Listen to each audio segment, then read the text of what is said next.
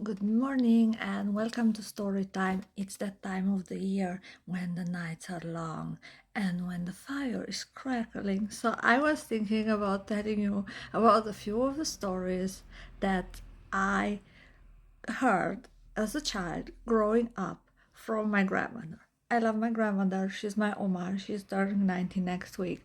And she used to be the best storyteller ever. Please keep in mind that I grew up in Eastern Europe during the time of the communism, where there was not uh, a lot of media happening, where you didn't have access to a lot of things. And she had a stable of a few bedtime stories that she used to tell me, and they were all violent, politically not correct, full with blood and gore and whatnot. And probably the now society would say that they were not fit for children, but in my case, I love them, I adore them, and they turned me into the emotionally stable individual that I am today. First of all, traditional Romanian story is called Capra cu Trăiezi. It's the goat with the three kids. I will just break it down to you shortly so that you get the hint of it. Like, the goat is a single mother and she has three kids. Okay, it's clear. There is no goat father. We don't know where he is. He's gone. He's somewhere. And her neighbor is the wolf. And one day the goat goes to her job, whatever. She does what single mothers have to do, and she leaves the house and she leaves the little goats to be with the older goat. And so a wolf comes, knocks at the door, and tricks the older goatling to open the door and allow them in. And naturally, the wolf is going to eat two of the kids, and just one survives because one of them is hidden. So when the goat returns home and she finds her house devastated and there are no kids, and she's like, oh my God, where are my kids? I cannot get social security. You understand the hist. And one little goat shows up and is like, mother, the wolf ate my brothers. It's so horrible. Now you're a single mother of just one child and I'm a single child and blah, blah, blah, blah, blah, blah. Wow. Well, my grandmother had more theatrical talent when she told me those stories because they were always funny to that. So the goat decides to take revenge of the wolf. She and her son are making a huge hole in the back garden.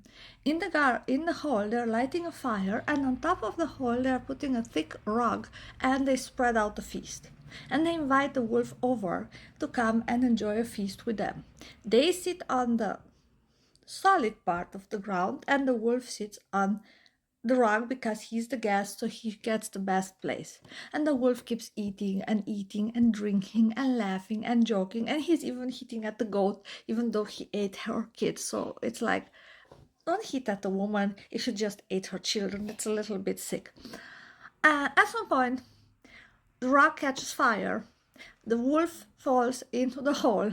He is burned alive while the goat and her son dance around the hole and sing and yell and scream and throw rocks at the dying wolf who begs for mercy.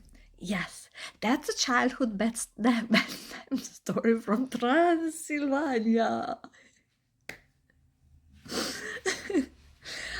Other good ones, because my grandmother is of German origin, were the grim bedtime stories, but the original ones, like Hansel and Gretel, but original, where again they are burning the witch in the end and dance around the stove where they're listening to the screams of the witch and they are throwing stones and whatever inside the stove so that the witch cannot escape. Uh, then naturally Cinderella, and no, she was horribly mistreated. And in my grandmother's version, she kills her stepmother and her stepsisters as first decision as fiance of the new king. Yes. Yeah, my childhood stories were a little bit violent. Then we have in Romania, we have, and Transylvania naturally, we have own version of the dragon. It's called Zmeu or Balaur, and it's usually like what you would see as a dragon, but the back, he doesn't have hind legs, he just has two legs, and the back side of the body is like a huge thick snake's tail that's like twisted around, and usually the hero goes and slays the dragon. And I always was like, well, the dragon wasn't doing anything. He was just sleeping there in his wherever he was, and the hero shows up and he's like, I'm going to slay you, and I'm going to get the princess, and I'm going to get half of the king's kingdom. The dragon didn't do a thing. He was just hanging out, but whatever. Then we have a lot of stories like with forest spirits, and the forest spirits are always an issue, and they're always evil. And usually, if the forest spirit is very attractive, she's going to try to emotionally and sexually enslave the main character who is on a quest, with a quest. But again, he's going to cut her head, or he's going to destroy the thing that symbolizes her, like for example a flower floating on the lake, and she's going to die screaming. Or in another one that I like, a very common theme in Romanian bedtime stories for children is the fact that the prince now wants to leave on a quest, and he goes to his father and asks for his old armor, for his old weapons, and for his old horse.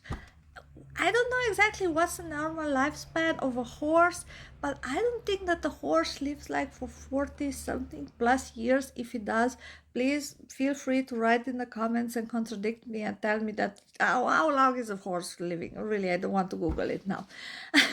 My cat sits here and looks outside on the window. And he goes and finds his father's horse, the exact horse that his father used to ride when he was a young man. And you know what the prince is feeding to the horse?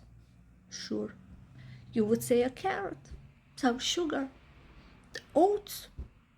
No, a tray, a metal tray filled with embers. Who the hell eats embers? The horse. The horse usually eats all the embers and then shakes itself and turns from an old mangry horse into this, is the right word stud? I think it's stud, into this stallion, into this powerful horse thing that is riding hard and fast over the landscape and is bringing our hero to wherever he has to slay the dragon, and usually the horse talks like, yes. So this was another of my childhood stories with the horse.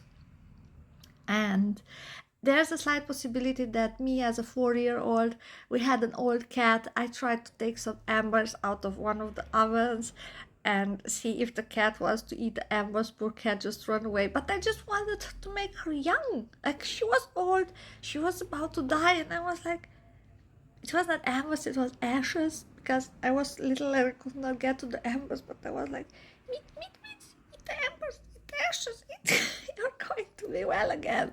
So, disclaimer, don't do anything that they are doing in the Romanian traditional stories, because no, they are bad, they are violent, they are bloody. Like, he goes and he kills the Zmeu, or the dragon. He kills usually his mother-in-law. Like, there's a story with a daughter-in-law, and she's actually devising ways of torturing her mother-in-law because her mother-in-law once told her she should not drink that much wine.